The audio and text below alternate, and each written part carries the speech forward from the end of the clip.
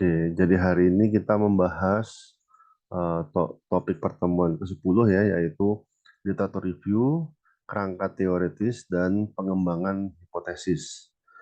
Ini jadi ada 3 topik. Mungkin kita mulai dengan eh, literatur review dulu. Terus mungkin sedikit mengingatkan, saya kemarin eh, apa menyinggung bahwa teman-teman kalau bisa sudah mulai mencari artikel jurnal. Mungkin nanti di akhir pertemuan moga-moga ada setengah jam bagi kita untuk membahas dan mungkin sedikit yang pertama me- me- mencari artikel jurnal penelitian untuk key paper bagi proposal penelitian teman-teman dan juga mulai melakukan kajian pustaka.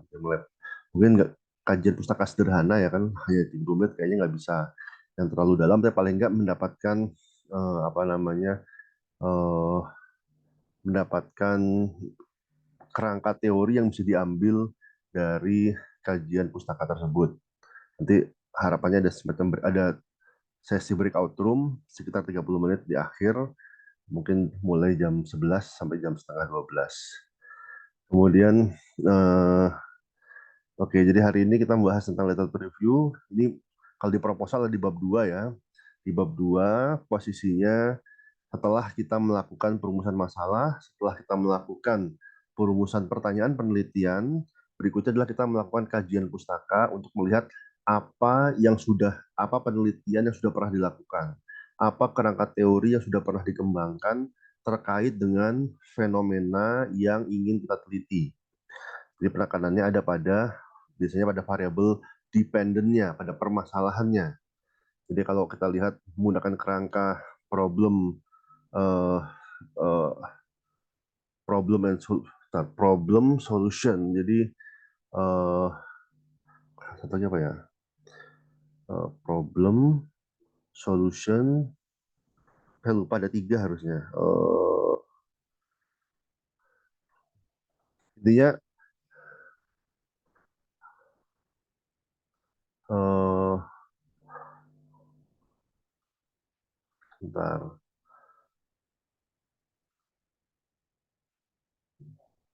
Sebab masalah sebab masalah sebab solusi. Jadi kita identifikasi dulu apa masalahnya, kemudian apa penyebabnya, kemudian baru apa solusinya. Jadi kita bermulai dengan masalahnya dulu. Dan masalah di sini biasanya ada pada uh, variabel dependentnya. Misalnya kita ingin permasalahannya adalah tingkat turnover yang tinggi, maka kita bisa mendefinisikan permasalahannya ada pada apakah intensi untuk mengundurkan diri ataukah apa namanya ya intensi mengundurkan diri ataukah misalnya absenteeism, banyak yang bolos, itu jadi tingkat masalah. Terus apa sebabnya?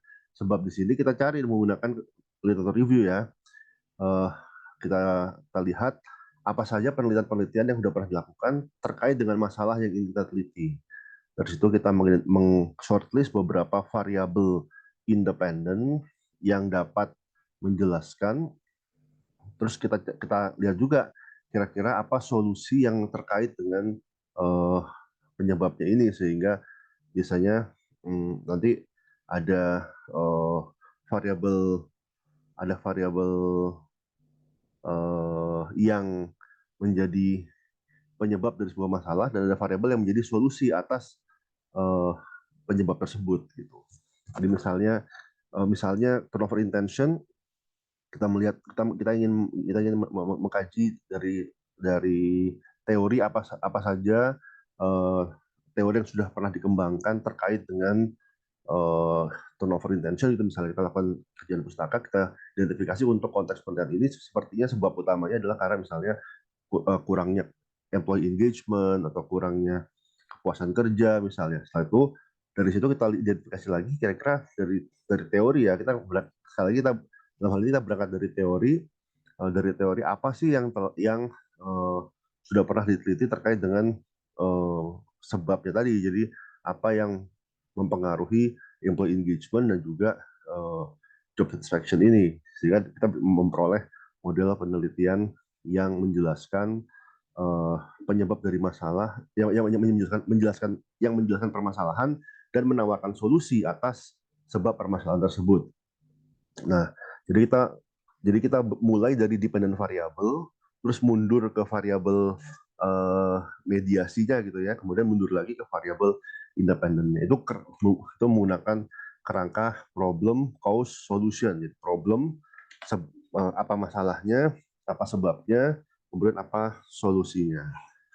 Nah, tapi di sini kalau menurut Galvan ya ada 5 tahapan untuk review. Pertama, mengidentifikasi literatur apa yang mau direview. Jadi batasannya, karena literatur bisnis itu sangat luas, kita nggak mungkin mereview semuanya.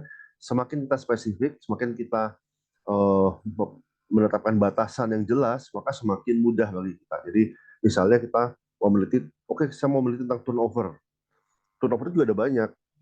Kemudian kita bisa membatasi misalnya turnover pada industri perbankan, misalnya, atau turnover pada atau turnover yang menggunakan kerangka teori perilaku terencana, atau turnover yang menggunakan kerangka yang unfolding model. Jadi kita sudah punya apa namanya, batasan. Jadi kita boleh membatasi. Mungkin pasti kita mulai dari yang umum dulu ya. Dari yang umum kita funneling down, kita persempit apa batasan literatur tersebut, kemudian kita analisis. Menganalisisnya tadi kita lihat apa namanya, biasanya kita tidak usah membaca seluruh. Jadi artikel jurnal itu tidak usah dibaca seluruhnya. Kita baca inti-intinya aja sebetulnya. Jadi yang pertama kita baca abstraknya dulu, nggak usah kita baca semuanya. Kalau abstraknya itu sebenarnya ya intisarinya. Memang memang kenapa artikel jurnal ada abstraknya, untuk memudahkan kita. Kalau kita harus baca semua artikel jurnal yang kita download, mungkin 3 tahun juga nggak selesai bacanya gitu. Jadi yang paling sederhana kita mulai dari abstraknya dulu. Dari abstrak itu kemudian kita petakan gitu ya. Kita petakan eh, apa namanya, eh, artikel-artikel jurnal yang kita, jadi pertama kita saring, kita pilih gitu ya. Misalnya kita download 15 gitu ya, tapi dari 15 itu kita buang 5, ini nggak relevan, kita hanya punya 10. Dan dari 10 itu kemudian kita urutkan, kita order, jadi mana yang menjadi literatur kunci kita, dan bagaimana misalnya 2 atau 3 paper jadi literatur kunci, kemudian sisanya sebagai literatur pendukung gitu ya.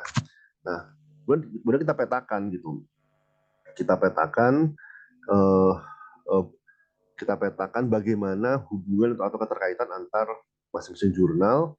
Baru setelah itu kita tulis reviewnya. Tapi artinya sebelum kita menulis review, kita sudah punya gambaran sebenarnya apa sih story yang mau kita telling. Jadi jangan lupa, artikel jurnal itu adalah storytelling. Kita menceritakan sesuatu. Kita punya poin yang ingin kita ceritakan. Jadi eh, melakukan kajian pustaka itu bukan merangkum jurnal ya. Salah. Kajian pustaka bukan merangkum isi jurnal, bukan melaporkan isi jurnal. Isi jurnal ini adalah A, B, C, D, bukan seperti itu.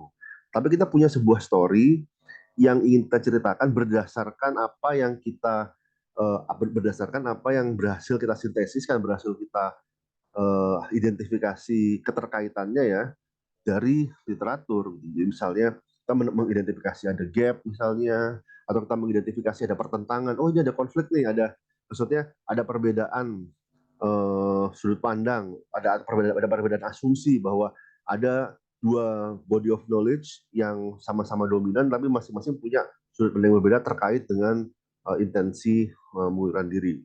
Itu beberapa cara kita bisa melakukan storytelling terkait dengan kajian pustaka. Tapi kajian pustaka itu tidak hanya merangkum, tidak hanya melaporkan isi jurnal, tapi kita harus punya sebuah cerita, punya plot line lah ya. Kita mau cerita sesuatu dengan berdasarkan kajian pustaka tersebut. Jadi ya kita merangkum, ya kita melaporkan, tapi merangkum dan melaporkan itu dalam rangka menceritakan sebuah story yang uh, ada meaningnya, yang berkaitan dengan paper Anda begitu. Dan kalau untuk kuantitatif, ya biasanya kita kembali lagi, umumnya kualitatif itu mengidentifikasi ya dari gap spotting ya, mengidentifikasi gap atau men-challenge sebuah sebuah asumsi. Jadi men-challenge teori. Kita ingin mengembangkan teori baru, atau kita ingin mengidentifikasi bahwa mungkin teori yang satu lebih baik dibandingkan teori yang lain dalam menjelaskan sebuah sebuah fenomena. Itu beberapa plotline ya yang biasanya muncul dari sebuah literatur review. Tapi kalau kita memuji-muji sebuah literatur, dipuji-puji aja tanpa critical evaluation, itu biasanya membosankan. Jadi ya udah, nggak, ya mungkin oke lah itu sebagai literatur review oke. Tapi kalau kita tidak berpikir kritis terhadap sebuah literatur, ya kita harus pahami bahwa setiap penelitian itu pasti punya kekurangan. Tidak ada penelitian yang sempurna, pasti ada kekurangannya. Dan justru yang menarik adalah kalau kita bisa mengidentifikasi kekurangan tersebut, bukan kita kemudian menjelek-jelekan penulisnya, bukan ya, tapi tulisannya itu apa yang bisa kita perbaiki. Jadi itulah yang kemudian menjadi PR Anda sebagai peneliti gitu. Ketika ada bahwa proposal Anda ini kita akan memperbaiki atau akan memberikan sebuah improvement terhadap teori. Nah, sebelum kita bisa membuat sebuah improvement, kita harus mengidentifikasi kekurangannya dulu. Makanya kita harus berpikir kritis antara kita melihat adanya kekurangan dari teori, adanya gap ya, atau kita bahkan men-challenge sama sekali teorinya, kemudian antara kita mengembangkan teori baru atau kita mengkontraskan ya, kemudian kita apa mungkin bisa mengintegrasikan beberapa teori dalam ke dalam satu fenomena.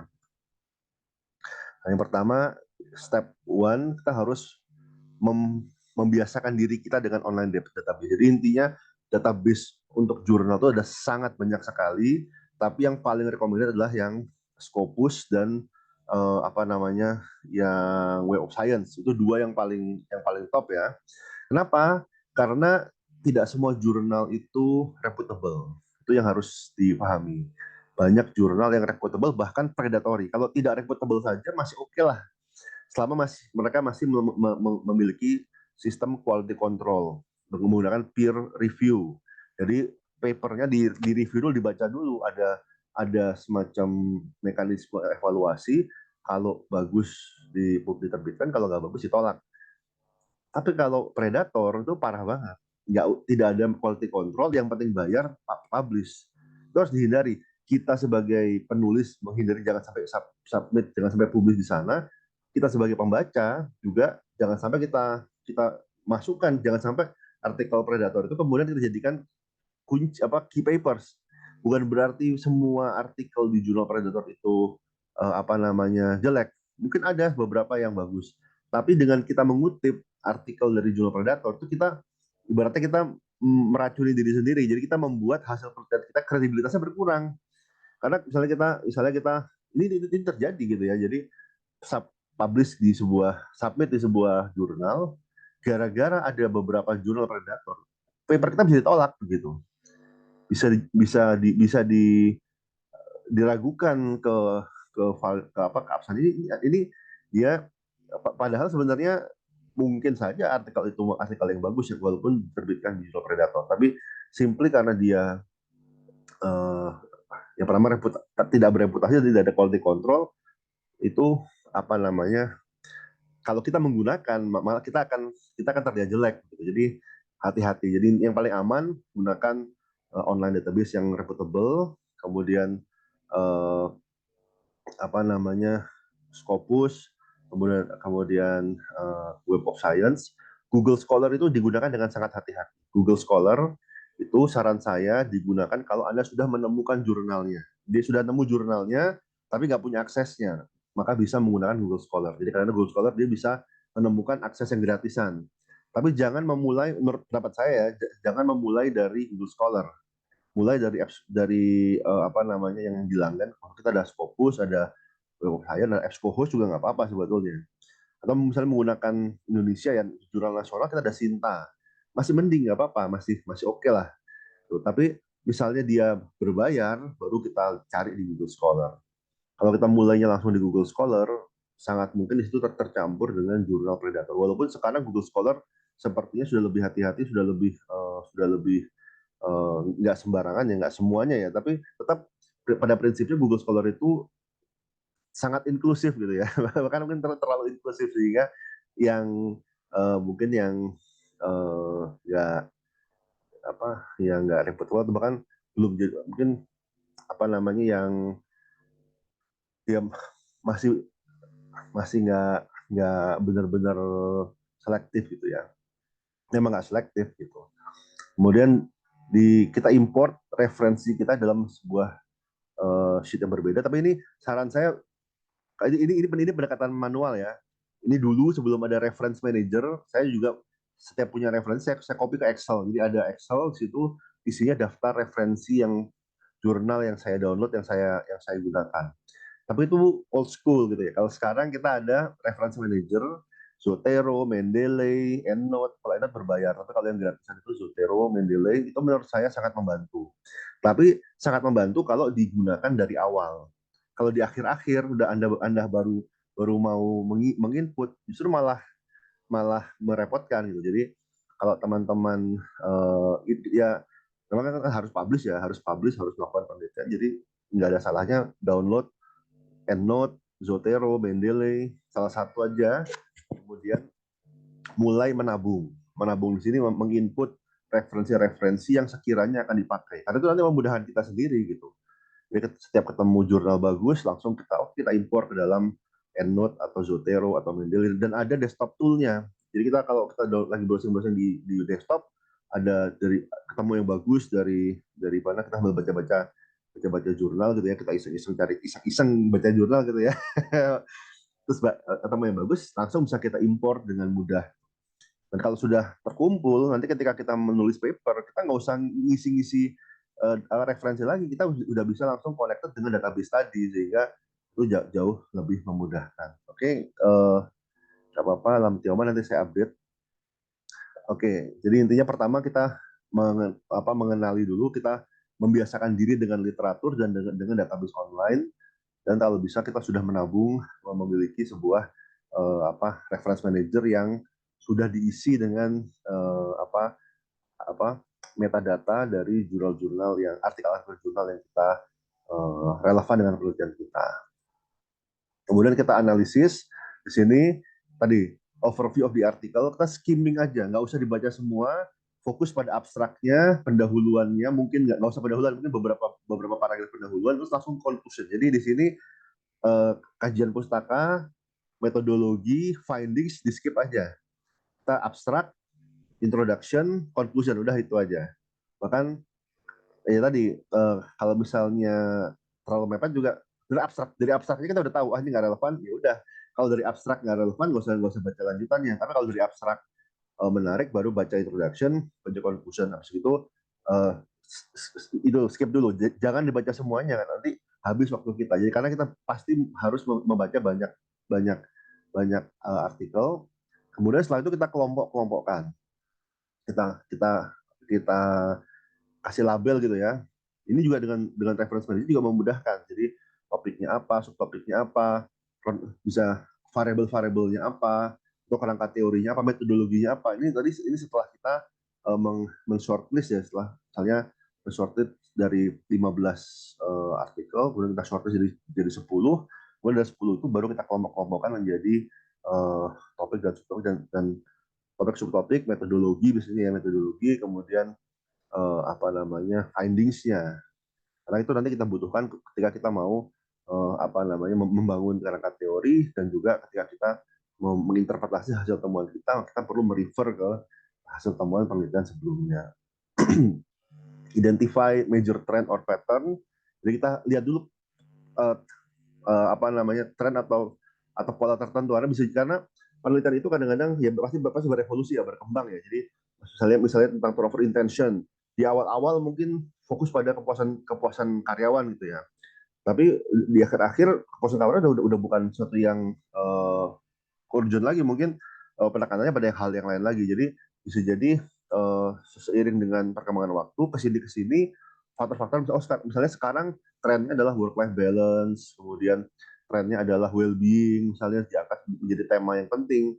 Itu harus kita identifikasi dari jadi apa namanya kita memang idealnya kita fokus kepada yang eh, 5 tahun, 3 sampai 5 tahun terakhir ya. Itu tuh yang artinya yang state of the art. Tapi bukan berarti kita menutup mata dari yang lama-lama. Yang lama-lama juga boleh kita bagian dari kajian pustaka ya. Kita mengamati bagaimana trennya. Tapi kita juga eh, idealnya kita, karena jurnal itu kita ingin eh, kita berada pada borderline, kita di forefront of science, kita berada di ujung terdepan ilmu pengetahuan. Jadi kita apa namanya, yang lebih lebih ber, relevan bagi kita adalah justru artikel-artikel yang baru-baru, dalam hal ini mungkin 3 sampai 5 tahun terakhir. Karena bayangkan 5 tahun yang lalu belum pandemi. Pandemi itu udah merubah banyak hal dalam SDM ya, dalam SDM sebelum pandemi, work from home itu sesuatu yang mungkin dipandang sebelah mata. Kalau sekarang sudah biasa gitu kan. Jadi penggunaan Zoom, work from anywhere. Jadi dalam 5 tahun banyak yang bisa berubah, sehingga di sini apa namanya, saran saya kita mengidentifikasi tren, tapi kita fokus juga kepada yang mungkin 3 sampai 5 tahun terakhir. Walaupun tidak menutup kemungkinan kita boleh mengambil referensi yang lama-lama, tapi saran saya 80%. Ini rule of thumb sih ya, nggak wajib. Tapi biasanya jurnal itu berharap 80% dari referensi kita itu 3 sampai 5 tahun terakhir. Artinya yang lama-lama itu jangan lebih dari 20%. Kalau kebanyakan misalnya 80% referensi kita itu di atas 10 tahun, jadi lebih tua dari 10 tahun, dipertanyakan ini artikel tahun berapa ini? Kok referensinya masih 10 tahun 10 tahun yang lalu? Karena banyak hal yang bisa terjadi dalam 5 tahun terakhir ya. Jadi saran saya dipilih 3 sampai 5 tahun terakhir. Kemudian tadi ya, selain reference manager, kalau ada quotes-quotes yang kira-kira menarik ya kita ambil, tapi langsung di paraphrasing. Jadi kita bisa punya file Word sendiri yang di situ isinya quotes-quotes yang sudah kita paraphrase. Jadi kenapa? Karena eh, apa namanya, jangan di copy paste. Jadi kita tidak melakukan copy pasting. Tapi kalau kita translate juga boleh ya. Kita translate itu sudah membahasakan dengan gaya bahasa kita sendiri kan. Jadi kita boleh kita translate, kemudian kita kasih citationnya. Jadi sehingga kita punya punya apa namanya, punya satu dokumen ya yang berisi quotation yang sudah kita terjemah atau kita paraphrase, kemudian uh, kita kasih citation. Ketika kita butuh, kita bisa mengacu pada dokumen tersebut. Kemudian, jadi jangan jangan kita versi live, sambil kita baca sambil kita nulis kajian pustaka. Kalau seperti itu seringkali kita lupa. Ini dari mana nih statement ini, saya lupa. Saya ingatnya dari jurnal sudah saya baca, tapi saya nggak tahu jurnal yang mana. Itu terjadi gitu. Manusia ini punya kemampuan daya ingat terbatas, sehingga saran saran saya kita menyimpan, tadi ada mungkin Excel atau Word yang isinya quotes-quotes dengan referensinya. Dan saya tidak menyarankan juga teman-teman membaca hard copy gitu ya, terus dikasih highlighter. Oh, itu nggak berguna. Kalau menurut saya, kalau mau ada dua, misalnya pakai soft copy ya, Anda boleh Anda copy paste dulu poin-poin pentingnya saja ke dokumen berbeda, setelah itu langsung di paraphrasing, dikasih citation dan dikasih sumbernya. Itu lebih berguna dibandingkan kita pakai highlighter atau highlighter highlighter real atau highlighter di mana di PDF. Walaupun bisa, tapi tetap menurut saya nggak terlalu berguna. Lebih berguna kita langsung copy paste ke dalam dokumen terpisah, kita paraphrasing, kita kasih apa namanya, citation yang jelas. Setelah itu kita bisa backtracknya lebih gampang. Itu kemudian identify gaps in the literature. Ini masih gap spotting ya. Tapi memang itu salah satu pendekatan yang umum, kita mengidentifikasi bahwa literatur masih ada yang kurang, ada pemahaman yang masih belum jelas, masih belum pernah diteliti. Ini yang ingin kita address. Kemudian keep the review fokus. Jadi kita kita sistemnya funneling down dari umum ke khusus. Jangan sampai kebalik, jangan sampai dari khusus ke umum. Kalau itu nggak fokus. Jadi di sini kita boleh memulai dari topik yang umum, tapi seiring dengan kajian pustaka kita harus semakin funneling down, semakin spesifik kepada topik tertentu yang mau kita angkat begitu. Kemudian evaluate your references. Kemudian ini ini ini 2 poin ya yang harus dievaluasi tentang kualitasnya, bagus atau nggak bagus, karena nggak semua artikel jurnal itu bagus. Tapi yang kedua adalah relevansi. Jadi kalau katakanlah bagus, katakanlah diterbitkan oleh jurnal yang reputable, kemudian apa namanya penelitiannya valid gitu ya, bagus. Tapi relevan nggak? Jangan sampai yang kita review itu adalah artikel-artikel yang nggak relevan atau terlalu nyebar, terlalu bervariasi ya. Jadi di sini kita pilih yang relevan, kemudian apa namanya kita harus punya ini juga pada titik mana kita sudah oke, sudah cukup, karena ini juga penyakit mahasiswa dan penyakit peneliti secara umum ya, kelamaan keasikan melakukan kajian pustaka, ada yang baru dikaji lagi, yang baru dikaji lagi, yang kapan kita melakukan penelitiannya kalau gitu at some point kita harus berhenti. Makanya uh, kita harus punya uh, mekanisme internal kita, apa jangan kita malas juga melakukan kajian kita tetap perlu melakukan apa ya, semacam monitoring ya, karena bisa jadi ini terjadi, saya sambil lagi meneliti tiba muncul penelitian yang mirip-mirip sama penelitian saya gitu kan, yang sudah terbit, wah tapi sebenarnya nggak sama persis. Itu namanya itu namanya ada namanya itu scoping atau scoop. Jadi penelitian kita yang kita teliti, kita meneliti sebuah tesis ya, tiba-tiba muncul terbit sebuah paper yang isinya mirip-mirip dengan penelitian kita. Wah, kita pasti deg-degan loh. Tapi itu referensi baru ya, kita terima, kita bukan ini kita kutip gitu, karena tapi jangan stres juga, karena pasti tidak mungkin sama persis gitu, nggak mungkin sama persis, pasti ada perbedaan-perbedaan. Justru kita jadi bisa meng-highlight, oh ini kita punya ada penelitian sebelumnya yang mensupport penelitian kita gitu. Artinya memang penelitian ini menarik, interesting, sehingga sudah ada paper yang terbit yang relevan gitu. Tapi tentunya kita juga harus mencari perbedaannya, diferensiasinya. Jangan sampai kemudian kita arahnya sama persis, malah itu nanti susah untuk diterbitkan. Jadi apa namanya, yaitu mungkin bisa jadi blessing in disguise, tapi juga bisa jadi potensi resiko juga. Jangan sampai kita apa namanya dipersepsikan ini kan sudah pernah diteliti, ngapain diteliti lagi. Nah itu mimpi buruk setiap mahasiswa gitu. Oke, terus ini summarize, kita rangkum ya. Jadi tetap literatur perlu merangkum, tapi literatur itu tidak hanya merangkum, tapi harus ada storytellingnya. Tapi di sini kita eh, kita buat tabel ya. Jadi biasanya saran saya tadi ada tabel yang di situ kita identifikasi key terms, kemudian apa definisi dan apa istilah-istilah, kemudian konsep-konsep variabel, kemudian ada time frame-nya, dan metode riset, kemudian resultnya. Jadi ini biasanya variabelnya apa, variabel dependent, independent, mediasi, moderasinya apa, kemudian ada time frame-nya, karena di sini ada konteksnya lah. Time frame ini termasuk konteksnya, konteks di mana, kapan, siapa, dan seterusnya.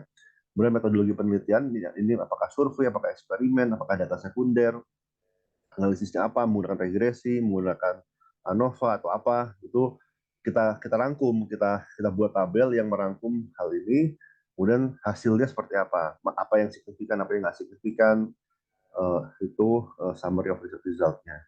Setelah itu baru kita sintesis, kita kita kaji kembali tujuan kita apa sih membuat kajian pustaka ini, apa sih yang mau, pertanyaan apa yang mau kita jawab gitu. Kemudian karena bisa jadi berubah, bisa jadi setelah kita melakukan ya tadi kan kita membaca dengan sering kita dengan melakukan kajian pustaka kan kita belajar. Jadi pertanyaan penelitian kita yang pertama bisa jadi berubah gitu. Oh ternyata pertanyaan kita di awal itu kurang tepat. Ini pertanyaan lebih tepat, bisa jadi. Jadi kita boleh kita bagus punya pertanyaan penelitian di awal, tapi setelah kita melakukan kajian pustaka, kita evaluasi kembali. Apa sih sebetulnya pertanyaan penelitian yang kita jawab dengan kajian pustaka ini? Kemudian tadi kita atur catatan-catatan kita organisir, kita identifikasi topik-topiknya, outline-nya, kita buat outline-nya dulu tentang kajian pustaka ini, misalnya berdasarkan variabel, berdasarkan kronologis. Misalnya ini saya tidak menyarankan kronologis karena itu biasanya untuk kajian pustaka yang misalnya 50 tahun penelitian terkait turnover. Jadi yang seperti itu oke, kronologis bisa. Tapi kalau kita hanya fokus pada satu topik, itu mungkin fokus pada variabel-variabelnya aja atau fokus pada teori-teorinya. Jadi misalnya teori apa, ada beberapa teori yang kita kaji itu bisa menjadi outline. Kemudian identifikasi perbedaan antar penelitian ya dari masing-masing heading, kemudian identifikasi gaps atau area yang membutuhkan lebih banyak penelitian dari masing-masing heading. Kemudian, nah di sini kemudian kaitkan juga dengan teori yang relevan. Jadi kita boleh misalnya heading kita misalnya variabel, nggak apa-apa, misalnya variabel-variabel yang relevan, tapi kita kaitkan dengan teori. Atau kalau kita mau langsung jadikan teori sebagai heading juga nggak apa-apa. Tapi di situ kemudian kita turunkan variabel-variabel yang terkait dengan teori tersebut. Kemudian uh, plan to present conclusion and implication. Jadi walaupun kita belum melakukan penelitian, tapi kita bisa punya apa namanya semacam preliminary conclusion gitu ya. Dan juga suggest specific direction for future research. Jadi uh, ini memang kalau misalnya kajian pustaka kita bagian dari penelitian kuantitatif, ini nanti setelah kita melakukan findings. Tapi ketika kita menginterpretasi findings sebelum kita memberikan saran terhadap penelitian selanjutnya, kita juga harus merefer kepada kajian pustaka kita. Jadi apa yang sudah pernah diteliti, apa yang belum pernah diteliti, apa yang sudah kita teliti gitu kan, baru kita menyarankan penelitian untuk menyarankan arahan untuk penelitian selanjutnya. Dan di sini baru kita flash out, kita elaborasi detailnya. Nah, terus baru kita memulai writing the review, identifikasi problem. Jadi kita mulai dari umum dulu ke khusus, kemudian di awal review sebenarnya, atau ini sebenarnya di pendahuluan ya, ini mungkin di bab 1, di bab 2 sebenarnya udah nggak perlu lagi, tapi intinya kita harus menggarisbawahi kenapa topik ini penting untuk diteliti. Kemudian kalau misalnya ada key papers, jadi umumnya peneliti itu, jadi tidak semua paper itu memiliki derajat kepentingan yang sama. Ada paper-paper kunci yang relevan banget buat kita, yang benar-benar kita pegang. Ada yang relevan paper itu hanya referensi pendukung aja, yang mungkin kita kutip sekali 2 kali, habis itu udah.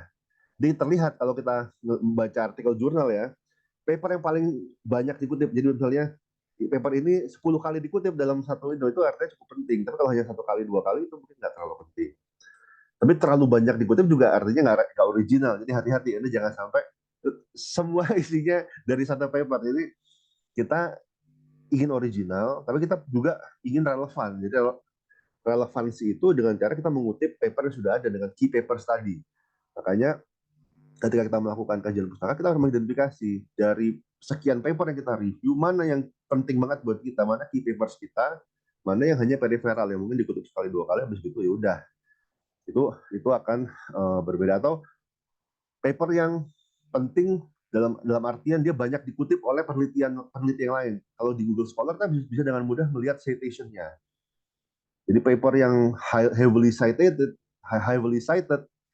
itu menunjukkan indikasi bahwa dia sangat penting gitu kan, karena banyak banyak kutipannya gitu. Misalnya penelitian Eisen tentang teori perilaku terencana itu mungkin udah ribuan kutipan gitu, udah banyak banget gitu.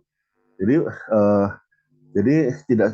tidak semua paper walaupun sama-sama terbit di jurnal Q1 gitu misalnya ya, tapi tidak semua paper memiliki dampak yang sama. Semakin banyak jumlah citation-nya, umumnya memiliki dampak yang semakin besar. Ada juga sih paper yang mungkin kontroversial ya, sehingga banyak dikutip, tapi dikutipannya mungkin setengah memuji, setengah mencela gitu. Tapi dua-duanya jadi kutipan gitu kan. Jadi, artinya penting juga. Jadi sebenarnya apa namanya jumlah kutipan itu indikator kepentingan, tapi juga seringkali indikator kontroversial. Jadi semakin kontroversial sebuah paper, biasanya semakin banyak kutipannya juga. Oke, kemudian identifikasi replikasi ini. Jadi bagaimana status replikasinya? Misalnya ada sebuah penelitian TAM misalnya, Technology Acceptance Model. Bagaimana paper-paper yang mereplikasi model tersebut, hasilnya kesimpulannya seperti apa? Apakah ada mixed result atau ada consistent result? Itu bagian dari literatur review. Kemudian ini, ini oke, refer to the reader to the reviews. Ini nggak usah nih. Kalau kalau kalau kita nggak mau ngebahas ya udah nggak usah diperpanjang. Karena jangan jangan lupa bahwa kalau kalau tesis mungkin bisa seperti ini karena tidak ada word limit. Adanya word limit minimal berapa kata kalau nggak salah ada. Tapi biasanya nggak ada word limit atasnya kalau nggak salah ya. Tapi kalau paper hampir pasti ada word limitnya. Ada yang 5.000, ada yang 7.000, ada yang 10.000. Sehingga kita nggak boleh terlalu boros. Ini penyakit orang Indonesia, kita verbose itu banyak ngomong, banyak kalau ngetik juga panjang lebar, belibet-libet, itu buang-buang word limit. Jadi ini pengalaman saya sendiri karena saya juga ketika saya nulis lebih lebih banyak saya harus membuang-buang, harus harus meringkas paper, bukannya harus ditambah-tambahin, malah harus dikurang-kurangin karena 7.000 itu bukan jumlah yang banyak untuk paper gitu, 7.000 kata, 10.000 kata gitu. Jadi apa namanya, apalagi dalam bahasa Inggris ya seringkali malah kita harus, mungkin terjemahan kita, bahasa kita tidak straightforward sehingga harus kita bahasakan kembali ke yang lebih sederhana. Itu, tapi itu tadi. Jadi yang penting-penting aja. Kalau yang nggak penting, mungkin di tesis kita bisa lebih bebas, tapi kalau di paper, di publikasi jangan. Avoid long list of non-specific references. Jadi, nah, working paper unpublished.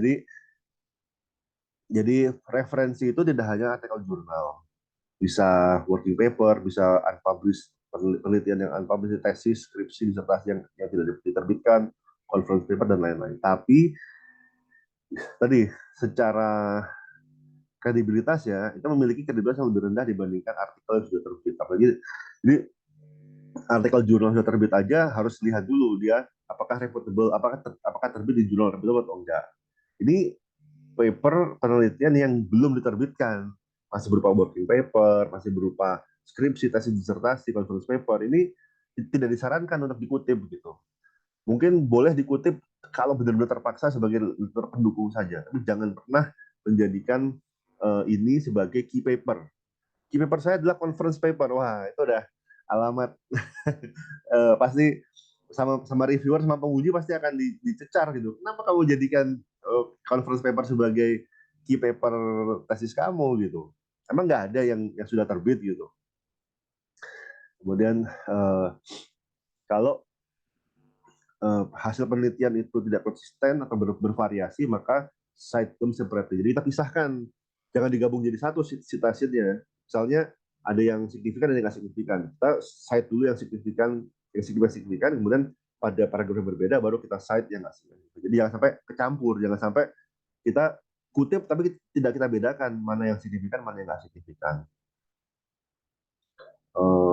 Oke, cite all relevant references in the review section. Jadi semua artikel yang relevan sebaiknya dikutip, cite all, tapi lihat word limit juga. Saya pernah juga ada artikel-artikel, misalnya kadang-kadang kita satu statement referensi ada 3 atau 4 gitu kan. Sebenarnya nggak perlu redundant sebenarnya ya.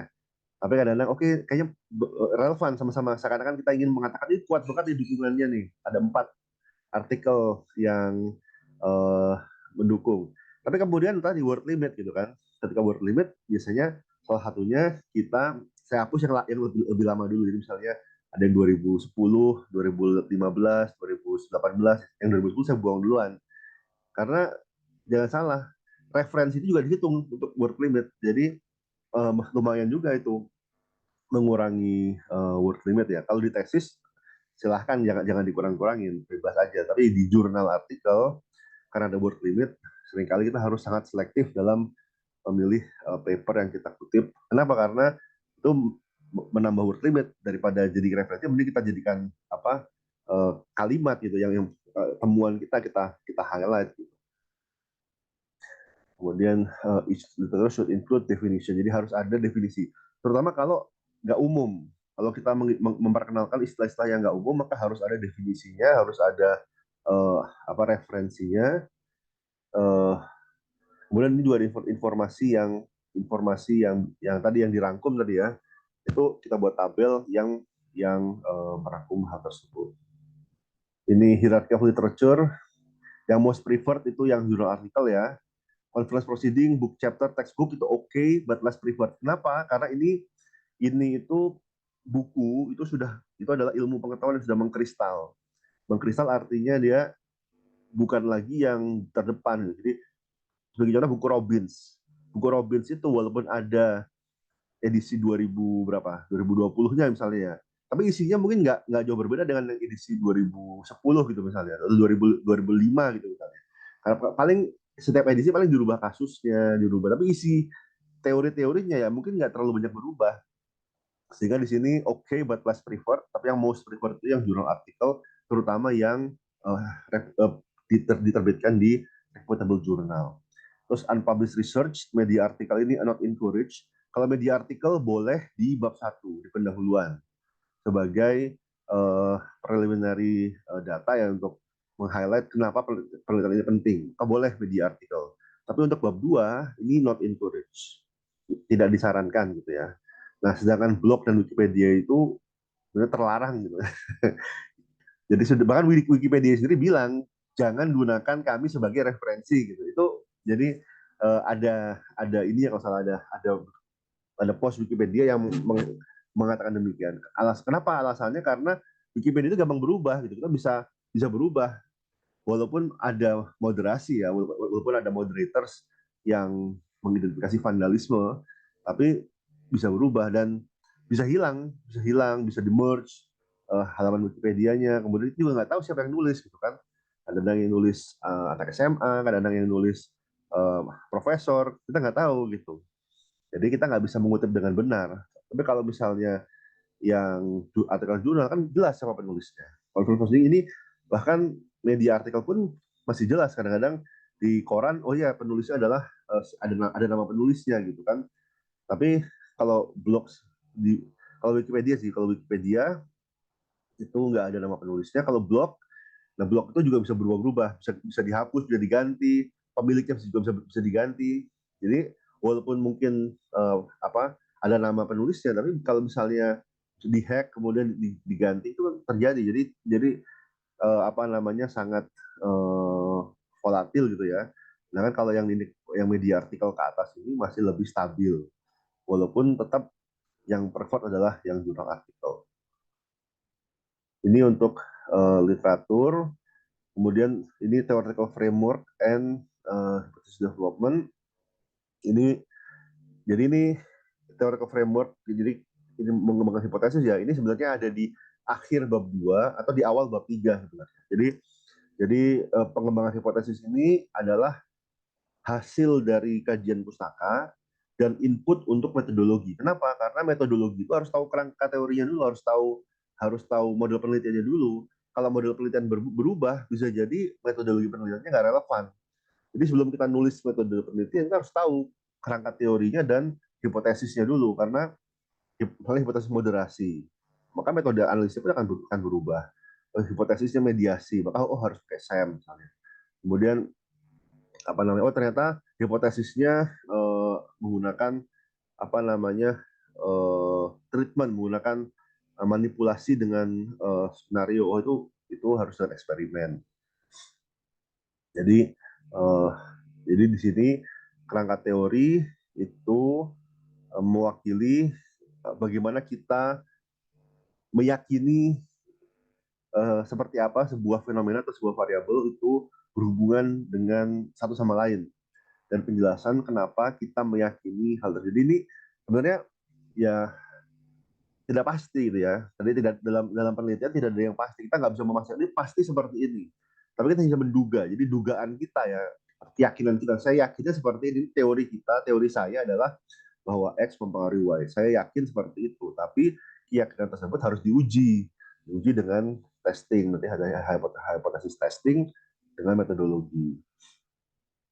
Tapi di sini ada 3 komponen untuk kerangka teori. Yang pertama sudah variabel yang mempengaruhi atau yang menjelaskan permasalahan. Kemudian model di sini untuk apa untuk memberikan apa ya kayak seperti apa sih hubungan antar variabel yang teridentifikasi. Jadi variabel ini adalah permasalahannya apa, model ini hubungannya panahnya. Jadi variabel ini adalah nodesnya atau apa uh, variabel yang terkait dengan permasalahan, sedangkan model ini adalah panah-panah yang menghubungkan variabel. Dan teori ini adalah underlying assumption, sebenarnya underlying assumption yang melandasi model penelitian kita. Jadi misalnya kita memiliki model penelitian yang ada intensi dipengaruhi oleh sikap. Ini ada kerangka teorinya, misalnya teori perilaku terencana atau teori reason action. Itu underlying the assumption bahwa perilaku itu didahului oleh niat. Itu sudah ada asumsinya. Kalau misalnya kita menggunakan niat untuk sebagai proksi dari teori, maka kita dari perilaku, maka sebenarnya kita sudah menggunakan teori perilaku terencana. Karena tidak semua perilaku memiliki niat, gitu kan? Tidak semua perilaku harus didahului oleh niat. Tapi untuk perilaku yang rasional, perilaku yang dengan sadar, conscious, itu umumnya ada niatnya dulu, niat baru perilaku. Nah ini prosesnya ya, dan bisa dimulai dengan observasi, kemudian ada preliminary data gathering dengan data dengan bisa wawancara, bisa kita mengkaji pustaka, kemudian mengidentifikasi problem. Ini yang kita bahas kemarin sebenarnya. Ini kita bahas kemarin. Setelah itu kita melakukan pengembangan kerangka teori. Jadi kita mengidentifikasi variabelnya, kemudian mengidentifikasi hubungan antar variabel, terus kita generate hipotesis. Jadi setiap panah itu adalah satu hipotesis, atau bisa jadi kombinasi beberapa panah menjadi satu hipotesis. Misalnya kita tulis mediasi, misalnya itu dari 2 panah, kemudian kita mengembangkan metodologi atau desain penelitian. Setelah itu kita melakukan pengumpulan data, analisis, interpretasi. Setelah itu kita lakukan deduksi, kita interpretasi, kita bandingkan antara model dengan data, apakah eh, hipotesis kita didukung oleh data. Kalau didukung kita terima hipotesisnya, kalau tidak didukung kita tolak. Setelah itu kita lakukan report writing, presentation, dan implikasi manajerial. Jadi kita laporkan misalnya ini untuk penelitian bisnis, maka kemudian ada oleh manajer ya digunakan untuk memperbaiki keputusan bisnis. Ini langkah-langkah penelitian, tapi kita fokusnya di sini pada pengembangan teori dan pengembangan hipotesis. Jadi dan ini untuk penelitian kuantitatif ya, kerangka teori itu menjadi dasar, jadi fondasi bagi penelitian yang berdasar pada hipotesis. Kualitatif menghasilkan kerangka teori, menghasilkan proposisi atau model penelitian yang dapat diuji. Tapi kuantitatif kita menggunakan kerangka teori, baik kerangka teori yang dikembangkan oleh penelitian kualitatif atau kerangka teori yang sudah pernah dikembangkan pada penelitian-penelitian sebelumnya, untuk kita uji pada konteks penelitian yang baru atau yang kita pilih begitu. Terus ini mewakili dugaan kita ya, keyakinan dan dugaan kita terhadap bagaimana fenomena itu saling berkaitan satu sama lain. Uh, ini proses membangun kerangka teori dimulai dengan memperkenalkan definisi. Jadi ini sebenarnya masih bagian dari kajian pustaka ya. Dari kajian pustaka kita mengkaji literatur dan mengkaji teori juga. Ketika ada istilah-istilah yang asing atau yang jarang digunakan, maka harus dikasih definisinya yang jelas dan referensinya. Kemudian mengembangkan sebuah model konseptual yang memberikan descriptive representation. Jadi dari kajian pustaka tadi kita mengembangkan sebuah model penelitian. Model penelitian itu biasanya dalam bentuk gambar. Jadi kalau dalam bentuk kata itu hipotesis ya. Dalam bentuk kata hipotesis, dalam bentuk gambar itu model penelitian. Jadi dua-duanya sebaiknya ada. Jadi dari kajian pustaka kita kembangkan hipotesis, setelah itu kita rangkum dalam model penelitian. Atau sebaliknya, kita mulai dulu dengan model penelitian, terus kita jelaskan hipotesisnya. Jadi dua-duanya boleh. Boleh gambar dulu baru hipotesis, boleh hipotesis dulu baru gambar. Tergantung selera sebetulnya. Kemudian kita uh, menggunakan teori ya. Jadi kita untuk level S2 sebenarnya kita belum pada tahapan mengembangkan teori sendiri. Karena itu ada pada tataran S3 sebenarnya ya. Sebetulnya ya. Kalau untuk level S2 lebih ke arah menggunakan teori atau mengembangkan teori. Bukan jadi mengembangkannya ini adalah improving. Jadi kita mengembangkan dalam artian kita menambahkan sesuatu bagi teori. Kita menggunakan dan menambahkan sesuatu uh, terhadap teori. Kalau mengembangkan teori baru sama sekali itu level S3. Tapi di sini kita mencari teori yang paling relevan dan mengembangkannya untuk supaya cocok dengan supaya bisa menjelaskan fenomena yang mau kita teliti. Di sini variabel adalah semua yang memiliki variasi ya. Jadi bedanya variabel dengan konstanta, kalau konstanta nggak ada variasi. Misalnya apa namanya? Misalnya gimana ya? Misalnya apa ya? Jadi kalau kita misalnya kalau kita di sebuah kantor gitu ya, di sebuah kantor misalnya semua karyawannya warga negara Indonesia. Ya udah, jadi nasionalitinya konstan, semuanya WNI, tidak ada variasi.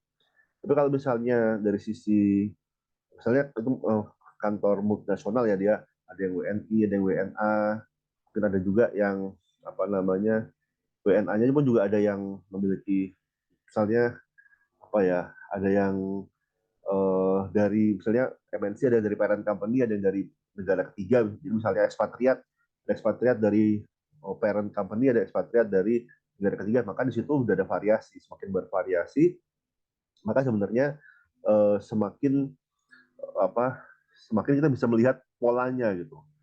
Karena ketika kita melakukan sebuah penelitian, kita ingin menemukan pola dari hubungan antar variabel. Nah, untuk bisa ada pola, maka butuh variasi. Semakin bervariasi, maka semakin mudah kita menemukan polanya sebetulnya. Semakin semakin kecil variasinya, maka semakin susah untuk menemukan pola. Itu kemudian ini contoh variabel, misalnya unit produksi, terus kalau SDM ya absenteeism, motivation, jadi absensi, jadi berapa kali jumlah absen, absennya pun juga apakah absen sakit, absen tanpa keterangan, itu semua adalah variabel. Terus juga motivasi, dan motivasi itu adalah variabel yang sifatnya laten, tidak bisa kita amati langsung. Gimana kita ngelihat orang, misalnya lihat fotonya, oh ini termotivasi, yang ini nggak termotivasi, nggak ada ciri-ciri orang, tidak ada eh, apa namanya, tidak ada kita nggak bisa ngelihat dengan mata kosong ya, apa dengan mata kita orang yang tidak termotivasi. Tapi ada ciri-cirinya, ada ciri-ciri perilakunya, ciri-ciri perilaku orang yang termotivasi apa? Oh dia hadir, selalu hadir tepat waktu, selalu hadir, bahkan bahkan apa belum belum waktunya sudah hadir gitu ya. Atau dia tidak pernah bolos, tidak pernah, dia selalu hadir pada kegiatan yang nggak diwajibkan tapi dia tetap hadir misalnya. Jadi ada ciri-ciri orang yang termotivasi, dan ciri-ciri itu bisa diukur. Makanya kita dalam dalam survei kita membuat sebuah kuesioner untuk mengukur ciri-ciri dari sebuah variabel laten. Jadi ada variabel laten yang nggak bisa kita ukur secara langsung, tapi memiliki indikator. Nah, indikatornya itu yang bisa kita ukur menggunakan kuesioner. Ini ada beberapa tipe variabel. Ini ada variabel dependent. Jadi ini penting ya, ketika kalian mereview jurnal, ketika mengidentifikasi variabel apa dalam jurnal, kalian harus pahami apa variabel dependent. Variabel dependent ini variabel yang ingin dijelaskan, variabel yang ingin dijelaskan oleh jurnal tersebut. Biasanya terkait dengan permasalahannya apa nih. Misalnya turnover, performance, kepuasan. Tapi kepuasan kadang jadi mediasi, kadang jadi dependent variable ya. Tapi misalnya OCB, misbehavior, itu biasanya dependent variable. Kemudian ada di sini mediating variable, itu biasanya adalah penyebab gitu. Jadi variabel yang menyebabkan permasalahan gitu. Misalnya culture of intention, misalnya ini kepuasan kerja, employee engagement gitu ya. Kemudian ada variable independent yang di sini menjadi yang bisa menjadi solusi untuk memecahkan permasalahan. Misalnya apa namanya super apa supervision, jadi apa sih namanya, eh saya lupa istilahnya. Jadi uh, jadi jadi supervisi atasan yang baik ya, kepemimpinan, kayak kepemimpinan atasan, kemudian apa namanya gaji misalnya itu situ kepuasan, bukan gaji ya, gaji itu adalah objek yang harus diangkat, variabel itu harus adalah atribut terhadap objek. Jadi kalau gaji memang bervariasi, tapi yang mau kita ukur adalah kepuasan dia atau persepsi dia terhadap fairness gaji. Jadi kalau gaji, mungkin orang bisa gaji yang sama bisa dipersepsikan berbeda-beda. Tapi makanya yang kita ukur sering yang lebih baik bukan berapa gajinya, tapi tingkat kepuasan dia terhadap gaji atau persepsi keadilan dia terhadap mekanisme penggajian di perusahaan. Itu ini independent variable yang mempengaruhi variabel dependent dan mediating variable. Kemudian ada moderating variable. Jadi kalau mediating dia menjembatani variabel independent mempengaruhi variabel dependent secara langsung ataupun dijembatani oleh variabel mediasi. Jadi untuk bisa mempengaruhi variabel dependent, bisa jadi dia harus melalui mediasi dulu, jadi pengaruhnya tidak langsung. Nah, kalau moderating itu dia memodifikasi, dia memoderasi atau memodifikasi pengaruh. Jadi sebagai contoh, misalnya usia terhadap kinerja. Jadi usia karyawan misalnya ya berpengaruh negatif terhadap kinerja. Tapi moderasinya adalah pada pekerjaan yang sifatnya fisik. Jadi ini variabel moderasinya bisa jadi kategori jenis pekerjaan. Pada pekerjaan fisik misalnya kuli batu gitu ya, atau apa namanya yang bagian angkat-angkat. Jadi pekerjaan fisik atlet misalnya ya. Oke, usia berpengaruh negatif terhadap kinerja. Tapi mungkin untuk pekerjaan yang sifatnya mental yang tidak membutuhkan aktivitas fisik yang banyak, pengaruhnya jadi hilang, bahkan terbalik, jadi positif, semakin tinggi usia semakin tinggi kinerja akibat akumulasi pengalaman misalnya. Jadi di sini ini moderasi, dia bisa merubah atau mempengaruhi pengaruh. Jadi ini dependent variable, ini sekali lagi ini primary interest, jadi ini menjadi apa yang interest yang paling penting, yang ingin diteliti, yang ingin dipecahkan. Ini masalah yang ingin dipecahkan oleh peneliti. Kemudian ini independent variable, ini yang mempengaruhi variable dependent secara positif atau negatif, atau secara langsung maupun tidak langsung melalui variabel mediasi. Ini variable dependent ini juga, variable independent ini juga apa namanya? Ini saran saya jangan cuma satu. Jadi seringkali kita lihat ada model penelitian variabel independennya cuma satu, variabel dependennya ada banyak. Ini artinya kita menekankan, kita mengandalkan satu variabel independen saja, karena khawatirnya kalau kita cuma punya satu variabel independen ternyata nggak signifikan atau nggak mampu menjelaskan model, itu akan beresiko ya. Jadi kita susah menjelaskan ini, R-square-nya rendah banget. Kenapa? Karena independen variabel cuma satu dan dia tidak bisa menjelaskan uh, model gitu. Sehingga saran saya jumlah variabel independen ini lebih banyak dari jumlah variabel dependennya. Kalau variabel dependennya satu ya mungkin boleh variabel dependennya satu, dua lah. Kalau variabel dependennya dua, maka harus lebih banyak lagi. Jadi ini nggak wajib ya, tapi ini untuk apa ya, untuk memudahkan atau untuk memastikan model Anda ini mampu menjelaskan. Karena kalau misalnya variabel independen cuma satu, kemudian ternyata nggak signifikan, model Anda akan dinilai jelek gitu, dinilai tidak mampu menjelaskan, R square-nya, kemampuan menjelaskannya rendah. Tapi kalau ada dua, misalnya satu ada yang kurang mampu menjelaskan, tapi yang lain bisa menjelaskan, maka masih bisa terangkat gitu. Jadi dan lagi kita kan nggak tahu solusinya apa gitu. Intinya gini, kita punya permasalahan. Hipotesis kita ini adalah solusinya. Tapi kalau misalnya kita cuma menghipotesiskan satu solusi, ternyata itu bukan solusi, ya udah kita masa harus pulang lagi. Penelitiannya nggak kan susah.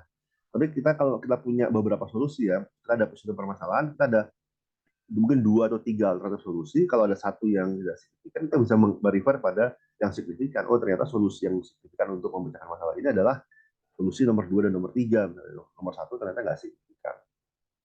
Itu itu untuk variable dependent dan independent. Yang kedua adalah yang tiga adalah moderating. Di sini dia memodifikasi, mempengaruhi pengaruh apa namanya antara variable dependent dan independent. Di sini panahnya ke panah. Kalau panahnya ke panah itu pasti moderasi. Kalau panahnya ke variabel, dia bisa variabel independen, bisa variabel mediasi. Tapi kalau panahnya ke panah itu pasti moderasi. Dia mempengaruhi pengaruh, memodifikasi pengaruh. Udah mediating, dia menjembatani, dia uh, dia dia menjembatani pengaruh tidak langsung antara variabel independen terhadap variabel dependen. Nah, bisa bisa jadi sebuah variabel tidak punya pengaruh langsung, tapi hanya punya pengaruh tidak langsung. Itu full mediation. Jadi apa namanya peran variabel mediasi menjadi sangat penting ketika variabel independen tidak punya pengaruh langsung terhadap variabel dependen, tapi hanya memiliki pengaruh tidak langsung. Jadi apa namanya? Jadi ketika itu terjadi maka uh, jadi misalnya oh ternyata gaji itu hanya bisa mempengaruhi turnover internet kalau bisa meningkatkan kepuasan kerja gitu. Jadi secara langsung besaran gaji tidak mempengaruhi uh, turnover intention gitu ya.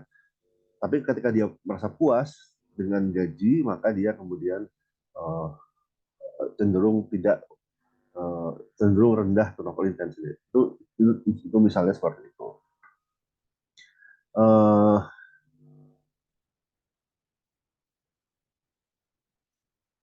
Oke, okay. Ini kerangka teori ada ini menjadi dasar yang jalan dasar, kemudian memandu pengembangan hipotesis, kemudian uh,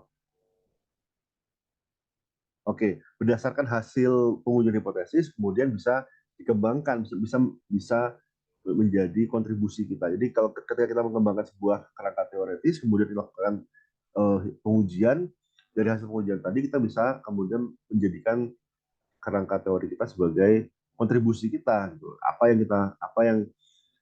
Apa jalur-jalur mana yang kita kuatkan dan jalur-jalur mana yang kita apa namanya kita review gitu ya. Kita misalnya dari kerangka teori kita berhipotesis bahwa apa namanya bahwa work life balance gitu ya, work life balance mempengaruhi turnover intention. Jadi semakin tinggi work life balance, semakin rendah turnover intention. Kemudian kita temukan, kita uji, oh ternyata nggak signifikan gitu kan. Apa yang terjadi? Apakah penelitian kita salah? Kita lihat, oh nggak ada yang salah, udah benar. Kita temukan, oh ternyata responden kita ini masih single, belum nikah gitu kan. Kebanyakan masih muda, masih belum nikah, masih lajang gitu ya. Sedangkan penelitian yang kita dirujukan kita ini udah lebih tua, usia respondennya dan sudah menikah kebanyakan. Kemudian kita jadi mengembangkan teori jangan-jangan work life balance ini bagi orang-orang yang masih single belum menjadi sebuah permasalahan karena belum ada konflik dengan siapa ya karena masih apa apa mungkin misalnya ya jadi belum berkeluarga atau bisa jadi ketika sudah berkeluarga work life balance jadi semakin penting karena sudah ada konflik dengan demand ya sudah demand dengan anak istri dan seterusnya sehingga apa mungkin bagi karyawan yang sudah berkeluarga membutuhkan apa perhatian khusus untuk menjaga work life balance-nya. Itu contoh bagaimana hasil hipotesis testing itu bisa mengembangkan atau bisa menjadi kontribusi terhadap kerangka teori. Ini aku menjelaskan tentang teorinya. Oke, ini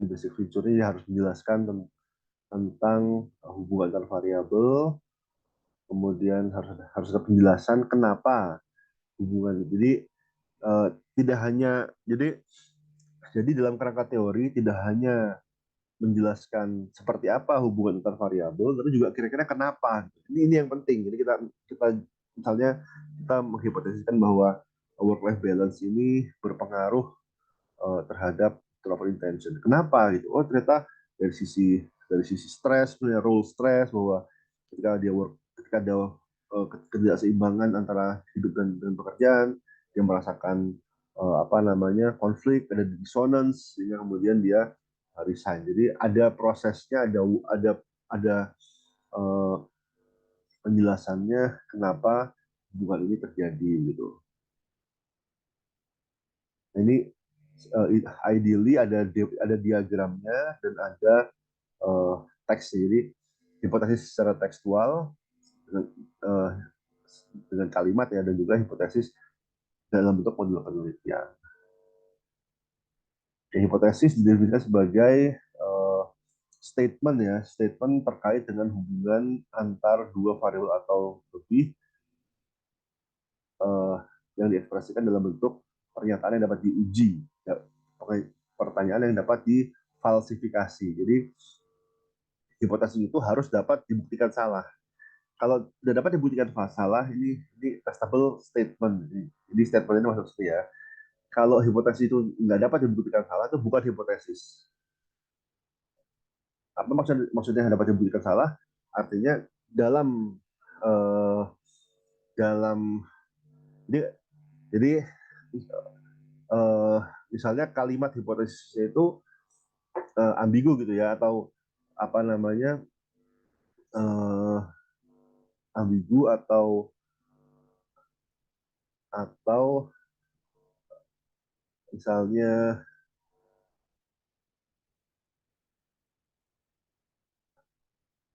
dia uh,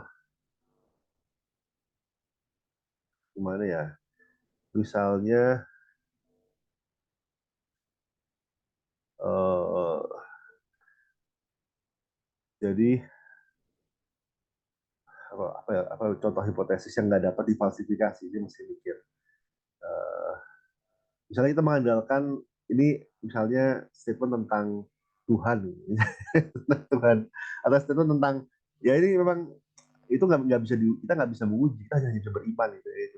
Tapi kita pembuktiannya ya nanti gitu ya. Tapi mungkin atau mungkin jangan-jangan deh yang contoh yang lain aja deh. Tapi intinya sebuah statement yang nggak bisa diuji, nggak bisa dibuktikan salah, itu bukan hipotesis. Justru hipotesis itu harus bisa dibuktikan salah, dan tidak ada yang salah kalau hipotesis kita salah.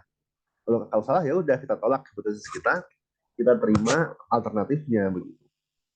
Nah, kemudian dengan menguji hipotesis dan mengkonfirm apakah antara mengkonfirm atau merefute ya. Jadi hasil pengujian hipotesis itu bisa mengkonfirmasi, bisa menolak hubungan yang kita duga.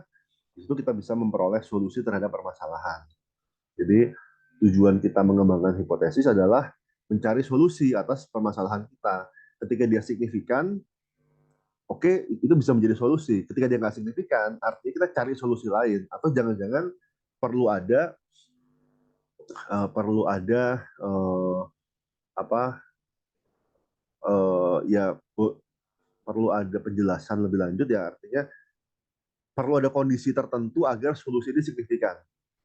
Jadi ketika hipotesis kita tidak signifikan, artinya mungkin dibutuhkan dibutuhkan persyaratan tertentu agar solusi ini bisa menjadi signifikan. Jadi jangan misalnya menaikkan gaji gitu kan. Jadi kita mau mengurangi turnover intention dengan menaikkan tingkat gaji. Tapi ternyata nggak signifikan gitu misalnya. Ternyata tingkat gaji kita udah cukup tinggi, kemudian mungkin ada hal lain yang mempengaruhi gitu ya, sehingga apa namanya ya dalam hal ini tidak bisa menjadi solusi gitu. Kecuali ada hal yang lain, misalnya meningkatkan bukan bukan jumlahnya ini perbaiki, tapi misalnya bentuknya atau cara cara pe, apa penentuannya. Jadi apa namanya, seringkali baik signifikan maupun nggak signifikan, dua-duanya bisa berimplikasi, bisa bermanfaat untuk memecahkan permasalahan. Kemudian ini format format hipotesis ya. Jadi ada beberapa format. Ada if then, ini jika A maka ini apa namanya? Ini uh, ini pertanyaan hipotesis moderasi sebenarnya ya. Jadi jika karyawan lebih sehat, mereka akan mengambil apa namanya? Atau jika karyawan lebih sehat, maka akan mengambil lebih sedikit izin sakit. Ini pernyataan yang bisa diuji. Jadi kita ada ukuran untuk tingkat kesehatan dan kita ada ukuran terhadap jumlah cuti sakit yang diambil. Dari sini bisa kita uji hipotesisnya apakah betul dengan eh, dengan tingkat kesehatan yang meningkat maka eh, apa namanya jumlah cuti sakitnya turun. Ini hubungan sebab akibat ya. Jadi tingkat kesehatan variabel independen, jumlah cuti sakit variabel dependennya. Terus ada juga directional dan non directional hipotesis di sini. Ini apakah dia korelasional atau regresi sebenarnya, atau kalau directional hipotesis dia sudah ada arah, sudah ada arahnya ya. Jadi antara positif, positif negatif, kemudian lebih tinggi lebih rendah itu sudah ada arahnya. Misalnya semakin tinggi stres maka semakin rendah job satisfaction. Ini sudah ada arah. Jadi hubungannya negatif. Semakin tinggi stres, semakin rendah job satisfaction. Atau yang lain misalnya semakin tinggi apa namanya, semakin tinggi eh, sikap terhadap apa ya, sikap terhadap eh, apa ya, semakin tinggi sikap, semakin positif sikap karyawan terhadap kampanye kampanye apa ya, misalnya kampanye anti korupsi gitu misalnya ya, kemudian akan berpengaruh eh, semakin semakin tinggi juga intensi mereka untuk melakukan whistleblowing, misalnya ketika ada mereka melihat suatu pelanggaran perilaku misalnya, itu pengaruhnya positif. Jadi ada attitude positif maka perilakunya positif juga. Dan non directional hypothesis di sini ada pengaruh atau ada hubungan, tapi kita nggak bisa bilang hubungannya positif atau negatif. Jadi misalnya ada hubungan antara usia dan kepuasan kerja, tapi kita belum tahu, kita nggak tahu apakah uh, hubungannya ini positif atau negatif. Apakah semakin tinggi usia semakin tinggi job satisfaction, ataukah semakin tinggi usia semakin rendah job satisfaction. Itu kita belum tahu, sehingga kita ingin tahu, kita uji signifikan atau nggak signifikan, kemudian positif atau negatif. Ini dua-duanya boleh gitu ya. Kalau kalau yang di sini ini menggunakan two tail, statistiknya menggunakan two tail, dua ekor, karena kita ingin melihat bisa positif bisa negatif. Kalau di sini itu one tail. Jadi arahnya harus arah hipotesis, arah hubungan harus sama dengan arah hipotesis. Jadi misalnya kita kita menghipotesiskan bahwa pengaruhnya positif, diuji signifikan tapi negatif, maka tolak. Signifikan negatif, padahal hipotesisnya positif, maka kita tolak.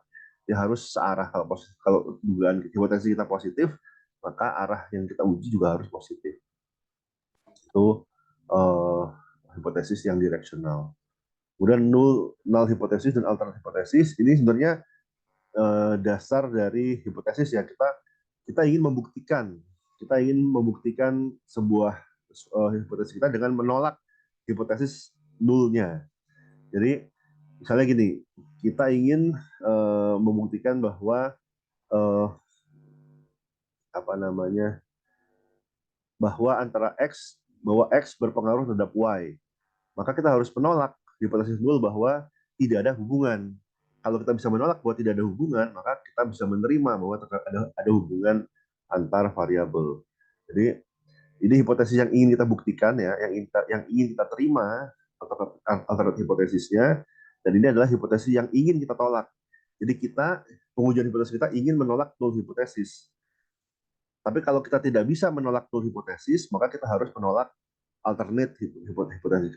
Kita harus menolak hipotesis yang kita ajukan. Jadi misalnya kita tadi katakanlah usia berpengaruh terhadap job satisfaction. Kita ingin menolak null hipotesis, ternyata nggak bisa. Kita uji ternyata tidak signifikan. Artinya kita terima null hipotesis bahwa tidak ada pengaruh antara usia dan job satisfaction.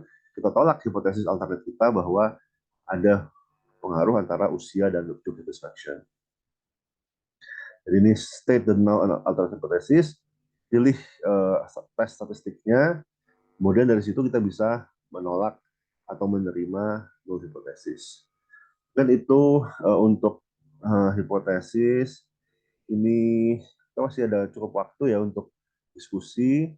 Tapi kita silakan kalau ada mau bertanya terkait topik hari ini tentang literature review, pengembangan teori dan juga pengembangan hipotesis.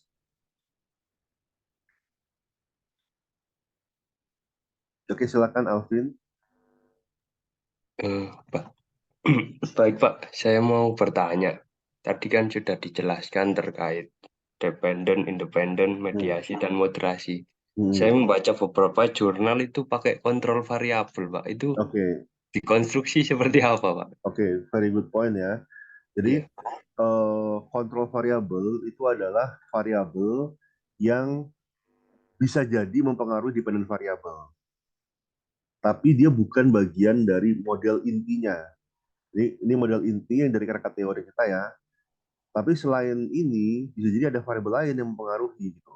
Misalnya usia, misalnya jenis kelamin, misalnya apa namanya social economic status, bisa mempengaruhi dependent variabel. Tapi itu bukan bagian dari model inti kita, bukan bagian dari model utama kita. Jadi kita tambahkan di sini kontrol variabel.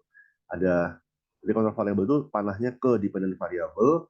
Kemudian secara statistik nanti kita kita kontrol, kita include ke dalam model, tapi kita pisahkan. Jadi run apa bisa kita run secara terpisah, terus kita ambil residualnya. Residualnya itu yang kemudian variasi variable dependent yang sudah dikontrol gitu. Atau kita run sekaligus dengan model inti kita, tapi nanti kita pisahkan. Ini misalnya baris yang di atas adalah variabel model kita, baris di bawah adalah kontrol variabelnya. Itu bisa, jadi dua-duanya acceptable.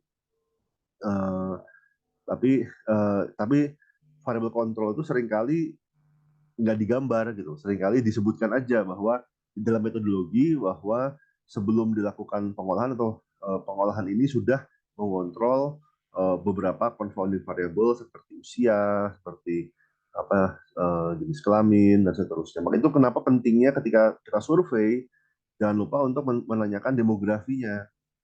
Jadi demografi itu seringkali ngapain sih kita tanyakan demografi gitu ya? Dan jangan-jangan malah nggak kepake datanya. Terus jangan, kan demografi itu penting dua hal. Yang pertama untuk memaknai karakteristik atau atribut dari responden kita. Seperti apa sih? Misalnya proporsi pria dan wanita, kemudian usia, kemudian misalkan status, apa namanya tipe pengeluaran misalnya dan seterusnya. Dan dari situ kita bisa tahu. Misalnya status pernikahan tadi. Ini pertanyaan mahasiswa saya gitu. Jadi dia meneliti work life balance terhadap turnover intensnya pada junior auditor pada kantor akuntan publik. Semua signifikan kecuali work life balance. Dia heran, work life balance nggak sih? Kan bagi auditor work life balance itu justru yang bikin stres gitu kan. Tapi ternyata tadi dia lihat dari sisi demografinya yang dia simpulkan adalah mungkin karena mereka kebanyakan belum nikah gitu. Jadi belum belum merasa ya mereka tahu work life balance-nya jelek gitu ya, tapi ya memang apa namanya tidak tidak yang pertama sudah dipahami, sudah mafhum gitu ya bahwa work life balance di kantor akuntan publik itu berantakan dan kemudian memang belum ada tekanan dari keluarga. Tapi bagi yang sudah berkeluarga ternyata berpengaruh gitu. Jadi apa namanya bagi itu ternyata jadi itu pentingnya demografi. Yang kedua bisa juga dijadikan kontrol variabel sehingga apa namanya ketika kita melakukan pengujian model itu sudah bebas dari apa namanya variasi yang disebabkan oleh hal-hal yang di luar model kita seperti usia, jenis kelamin, kemudian hal-hal yang lain gitu ya. Kan gitu, Alvin. Oke, mungkin berikutnya Nyimas silahkan. Iya Pak, terima kasih. Jadi saya masih ada cukup bingung ini di kajian literatur. Oke, yang Jadi mana? di kajian literatur tadi pertama itu Bapak menyebutkan bahwa diceritakan dari variabel dependen dulu atau paling kanannya dulu dari framework.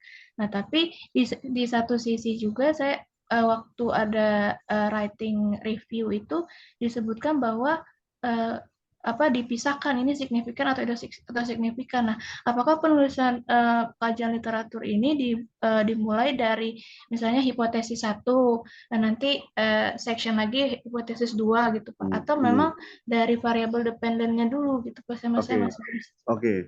Jadi apa namanya yang tadi saya katakan itu ada beberapa pendekatan. Ada beberapa pendekatan dalam menulis kajian pustaka. Ada pendekatan yang memang tadi dari variabel independennya dulu. Jadi variabel independennya apa? Jadi per hipotesis 1, 2, 3, 4, dan dimulai dari variabel independen. Itu nggak salah gitu ya. Nah, tapi ada juga pendekatan yang lain yang memulai dari problemnya. Jadi highlight problemnya dulu, yaitu variabel dependennya. Kan variabel independen itu bukan masalah kan? Variabel independen itu biasanya jadi solusi atau jadi yang sebabnya yang menyebabkan permasalahan. Jadi kalau menggunakan problem cause solution, kerangka itu dibalik variable dependennya dulu yang disajikan bahwa ini loh variabel mau kita teliti turnover intention gitu kan. Kemudian dari situ kita turunkan, oh setelah kita mengkaji teori tentang turnover intention, baru kita membahas satu persatu apa namanya penjelasnya, variabel yang bisa menjelaskannya, misalnya employee engagement, satu dari mana hipotesis satu, employee engagement mempengaruhi turnover retention. Terus misalnya yang kedua, apa kepuasan kerja. Jadi backward gitu, dibalik gitu. Itu nggak salah. Gitu. Jadi apa namanya kerangka kerangka lo, jadi dua-duanya bisa logis ya, bisa logis. Yang pertama memudahkan aja gitu. Apakah kita memulai dari variabel dependentnya dulu, terus backward ya, kita variabel variabel dependent, mediasi, kemudian atau moderasi, satu baru variabel independennya, atau dari depan variabel independen, variabel mediasi, moderasi, baru terakhir variabel dependentnya gitu. Bahkan bisa jadi variabel dependennya udah nggak dibahas gitu. Sudah imply gitu. Jadi ketika ngebahas variabel independen kan otomatis juga ngebahas variabel dependen gitu. Jadi turnover intensitasnya nggak dibahas, tapi langsung masuk ke satu persatu variabel dependennya. Sorry, variabel independennya. Itu bisa juga. Tapi yang penting harus koheren gitu. Ketika kita menyusun review itu ada sistematika tertentu gitu. Jangan ngacak gitu. Jangan ngacak. Jadi jangan sampai misalnya jangan sampai variabel independen dulu, kemudian uh, variabel dependent, kemudian variabel mediasi, satu variabel mediasi, nggak runut gitu. Jadi harus ada runutannya, tapi nggak harus dimulai dari variabel independent, boleh dimulai dari variabel dependent, tapi kita backwards. Jadi kita mulai dari ujung akhirnya, ujung sebelah kanannya, baru kita mundur ke belakang. Itu nggak apa-apa. Gitu. Yang penting ada frameworknya, ada kerangkanya. Jadi kita ini ini kesalahan yang terjadi ya, mahasiswa melakukan kajian pustaka tapi dia kayak ceplok-ceplokin jurnal tapi tidak ada sistematikanya.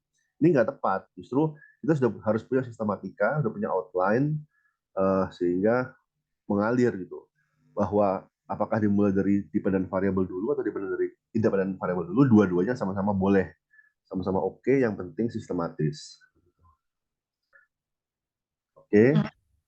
Berarti dibuat per tabel ya Pak. Jadi dibuat per tabel, kemudian boleh dipilih mau hipotesis dulu atau berdasarkan variabel dependen dulu. Nah, kalau berdasarkan variabel dependen berarti kita bahas per variabelnya aja ya Pak, atau variabel dependent itu dibahas dicocokkan dengan fenomenanya, kemudian variabel mediasi ini atau itu dicocokkan ke variabel dependentnya tadi Pak, atau variabel mediasi ini dicocokkan pula ke fenomenanya.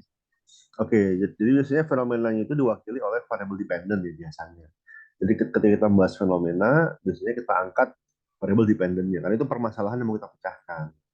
Nah, kemudian baru kita bahas apa sih variabel yang menjelaskan. Di sini variabel belakangnya variabel mediasi. Jadi problem, cause, solution. Jadi masalahnya apa?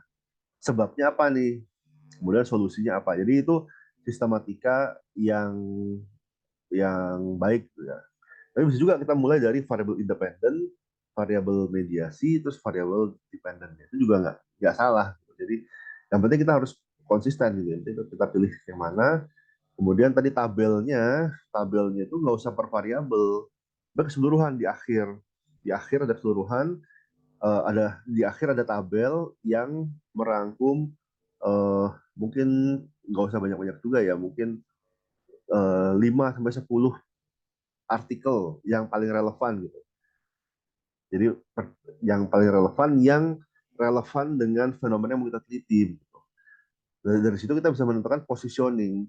Jadi misalnya kita melakukan penelitian ada di mana nih? Misalnya kita melaporkan atau kita merangkum penelitian terdahulu, kita laporkan karakteristiknya, terus setelah itu kalau di tesis ya, setelah itu kita menetapkan bahwa positioning kita dibandingkan literatur sebelumnya itu seperti ini, ada di sini nih. Kita mau meneliti ini dengan variabel ini, penelitian ini, dan seterusnya. Gitu. Oke. Baik Pak, terima kasih Pak Imam. Oke. Mungkin selanjutnya Denny, silahkan. Ya, izin Pak mau bertanya. Ini terkait dengan suatu artikel, di mana artikel tersebut memberikan saran untuk penelitian lebih lanjut. Nah, salah satu sarannya mau mengganti salah satu variabelnya, misalkan itu. Kemudian kita itu mau sorry agak nggak jelas. dengan menggunakan saran dari penelitian pada salah satu variabelnya. Nah, kemudian ketika kita menggunakan metode sama juga dengan yang digunakan dalam artikel tersebut, atau menggunakan metode yang berbeda pun tidak apa-apa gitu. Oke, metodologi nggak harus sama. Metodologi tidak harus sama. Jadi boleh misalnya rujukan Anda eksperimen, Anda melakukan survei nggak ada masalah. Kemudian tapi harus diidentifikasi bahwa ini adalah eksperimen, ini adalah survei, ini adalah meta analisis, misalnya ini adalah conceptual paper, karena tidak semua paper itu empiris, bisa juga ada non empiris. Jadi boleh misalnya kita mengutip penelitian empiris, kita mengutip eksperimen, kita mengutip conceptual paper ke dalam penelitian kita, nggak harus sama. Yang penting variabel, yang penting fenomena yang diteliti itu sama. Gimana Denny? Ya, baik Pak. Oke. Ada lagi yang mau ditanyakan? Silahkan. Kalau nggak ada kita langsung masuk ke aktivitas ya, ke breakout room ya. Jadi di breakout room nanti saya akan masuk ke breakout room satu persatu. Saya ingin melihat dulu jurnal yang sudah dikumpulkan. Jadi dari permasalahan penelitian yang kemarin, dan sudah ada gambaran artikel jurnal apa yang